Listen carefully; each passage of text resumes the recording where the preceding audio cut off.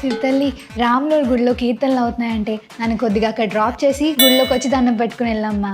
నేను మా ఫ్రెండ్స్తో క్లబ్బింగ్ వెళ్తున్నాను, ఐఎమ్ ఆల్రెడీ రన్నింగ్ లేట్. ఇప్పుడు నువ్వు ఇలాంటివన్నీ పెట్టక కావాలంటే నిన్ను కూడా తీసుకెళ్తాను, రా నాతో పాటు. అయ్యో అయ్యో అయ్యో, పరువంతా గంగలో కలిపేసావు కదే. నీ వయసు పిల్లలందరూ కీర్తనలు భజనల్ని గుళ్ళకి వెళ్తుంటే నువ్వేమో క్లబ్కి వెళ్తావా క్లబ్కి వెళ్తావా క్లబ్కి వెళ్తావా? ఆగువే ఆగు, నువ్వు అనుకున్న క్లబ్ కాదు అది, భజన్ క్లబ్బింగే. భజన్ క్లబ్బా అంటే మన ఇండియాలో దేవుళ్ళను కొలిచేందుకు అభిషేకాలు, అర్చనలు, పూజలు, వ్రతాలు, హోమాలు, యాగాలు ఇలా ఎన్నో మార్గాలు ఉన్నాయి. పద్ధతులు, ప్రాంతాలు వేరైనా చిన్న పెద్ద తేడా లేకుండా అందరూ కలిపి ఎంజాయ్ చేసేది మాత్రం భజనలు, కీర్తనలు. అసలు ఆ వైబే డిఫరెంట్ ఉంటుంది కదా.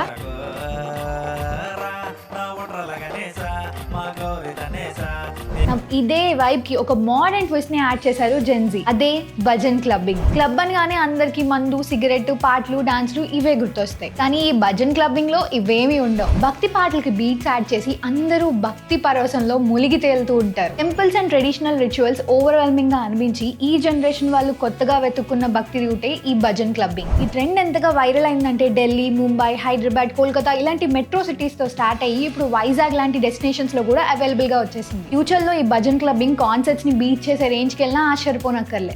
భలే ఉంది, మీ నాన్నగారు కూడా రాని, ముగ్గురం కలిపి వెళ్ళి భజన చేద్దాం. అవునా, అయితే అర్జెంట్ గా 2000 ఫోన్ పే చేయి. ఎందుకు మరి? టికెట్స్ బుక్ చేయొద్దేంటి? ఎంట్రీ టికెట్ మనిషికి 500, అలాగే అక్కడ ఏమైనా రిఫ్రెష్మెంట్స్ కొనుక్కోవాలంటే ఇంకొక 500. ఏంటి 500? గుళ్ళో హాయిగా భజన చేసుకుని ఫ్రీగా ప్రసాదం తింటే పోయేదానికి డబ్బులు ఇచ్చి మరి క్లబ్బులకి వెళ్తావా? డబ్బులు ఇచ్చి గుద్దించుకోవడం అంటే ఇదే. డబ్బు లేదు పదగుడికి. ఈ మిడిల్ క్లాస్ మమ్మీలు అందరూ ఇంతే. ఇందుకే మీ ఇంట్లో భజన్ క్లబ్బింగ్ కి పంపిస్తారా? కమెంట్ చేయండి. ఇదిగో పిల్లలు, వెళ్ళే ముందు ఫాలో కొట్టాలండి.